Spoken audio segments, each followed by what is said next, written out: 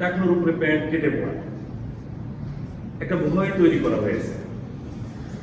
মেয়েদের পর্দা, ভয় তৈরি করা হয়েছে। এই ভয়গুলো এমন ভাবে মুসলিমদের মাঝে ছড়িয়ে দেওয়া হচ্ছে যাতে করে ভয়েই মানুষ ইসলাম থেকে দূরে সরে যায়, মানে ইবাদত থেকে নিজেকে দূরে রাখে। যুবক ছেলে দাড়ি রেখেছে, পাশের আরেকজন লোকে তাকে কটাক্ষ করে বলতে বিয়ে হবে না। অথচ যদি আপনাকে প্রশ্ন করি কয়টা দাড়িওয়ালা ছেলে বিয়ে না করে বসে আছে, উত্তর হবে একজনও না, তাই না? সবাই বিয়ে করেছি, দাড়ি যারা আমরা আগে রেখেছি। কিন্তু যে নতুন রাখছে তাকে ভয় দেখানো হচ্ছে। টাকনোর উপরে প্যান্ট কেটে পড়ে দাড়ি রেখেছে, ভাই ভাজিতে যাচ্ছে চাকরি, ভয় দেখাচ্ছে তোমার তো দাড়ি আর এই টাকনোর উপরে প্যান্ট রাখলে চাকরি হবে না, তোমার ভাই ভাজি ফের করি। ভয় দেখানোর উদ্দেশ্যকে আমরা কি করি? আমরা দুনিয়াবি অনেক স্বার্থে যখন ভয় পাই তখন কিন্তু ইসলামের বিধান থেকে নিজেদেরকে দূরে সরে যাই।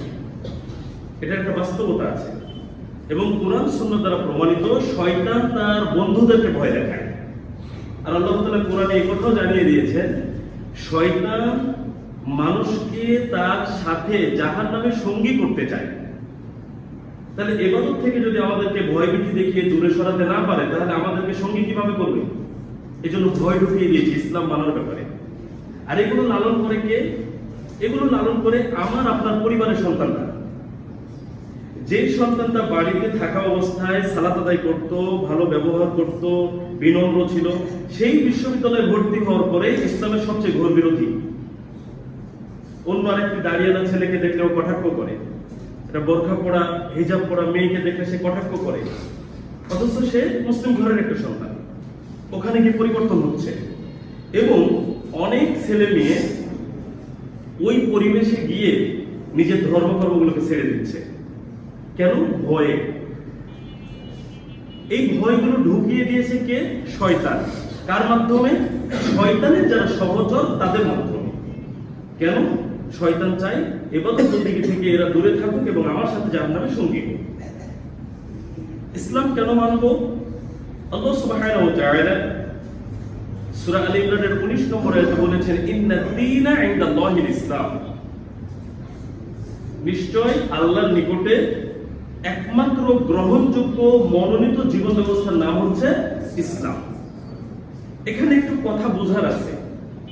যা মন চাইলো তাই মানব, যা মন চাইলো সেই আদর্শ অনুসরণ করব, যা মন চাইলো যে কোনো ধর্ম যে কোনো দিন গ্রহণ করব, আমার আপনার নিকটে গ্রহণযোগ্য হলেই হবে না, বরং যা করছি তা আল্লাহর নিকটে গ্রহণযোগ্য হতে হবে। তাহলে ইসলামটা কার নিকটে গ্রহণযোগ্য? আল্লাহর নিকটে। তাহলে ওই গ্রহণযোগ্য দিন মানাটা হলো আমাদের জন্য জরুরি। কিন্তু যদি অন্য কোনো দিন মেনে নিই, এখানে কি এমন কেউ আছি যে নিজের ধর্মকে সঠিক মনে করার পাশাপাশি অন্য সমস্ত ধর্মকে সঠিক মনে করি, এমন কেউ আছি এখানে? যদি থেকে থাকেন তাহলে এটা জেনে রাখেন ঈমান ভঙ্গের 10টি কারণ রয়েছে, তার মধ্যে এটি একটি কারণ। দিন হিসেবে ইসলামকে আপনাকে একমাত্র সঠিকভাবে গ্রহণ করতে হবে, মেনে নিতে হবে। এর বাইরে যা আছে সেগুলোকে বাতিল ঘোষণা করা হয়েছে। যদি গ্রহণ করি তাহলে ক্ষতিগ্রস্ত হবে। ওই দিন আমার আপনার কাছ থেকে আল্লাহ সুবহানাহু ওয়া তাআলা গ্রহণ করবেন না।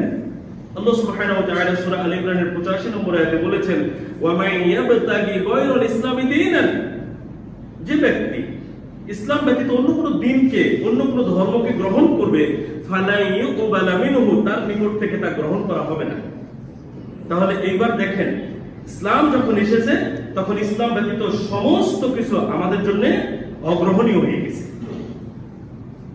কিন্তু বিশ্বাসের জায়গায় এখনো আমাদের অনেক মুসলিম ভাইদের বিশ্বাস আমরাও সঠিক, অন্যান্য ধর্মও সঠিক।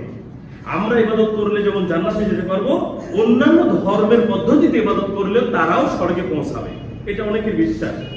কিন্তু মনে রাখতে হবে, এই আয়াতটা খেয়াল রাখেন, ইসলাম ব্যতীত অন্য কোনো দিন, অন্য কোনো জীবন ব্যবস্থা, অন্য কোনো আদর্শ কেউ যদি গ্রহণ করে, আল্লাহ সুবহানাহু ওয়া তাআলা তার নিকট থেকে ওই দিন গ্রহণ করবেন না। ওই আয়াতের শেষাংশে বলা হয়েছে ওয়া হুয়া ফিল আখিরাতি মিনাল খাসিরিন, আর তারা আখিরাতে ক্ষতিগ্রস্তদের অন্তর্ভুক্ত হবে। আখিরাতে ক্ষতিগ্রস্ত মানে জাহান্নামী, কোনো কথা ছাড়া, কোনো ব্যাখ্যা লাগবে না। আখিরাতে ক্ষতিগ্রস্ত মানে জান্নাত থেকে বঞ্চিত এবং সে জাহান্নামী। কিন্তু আজকে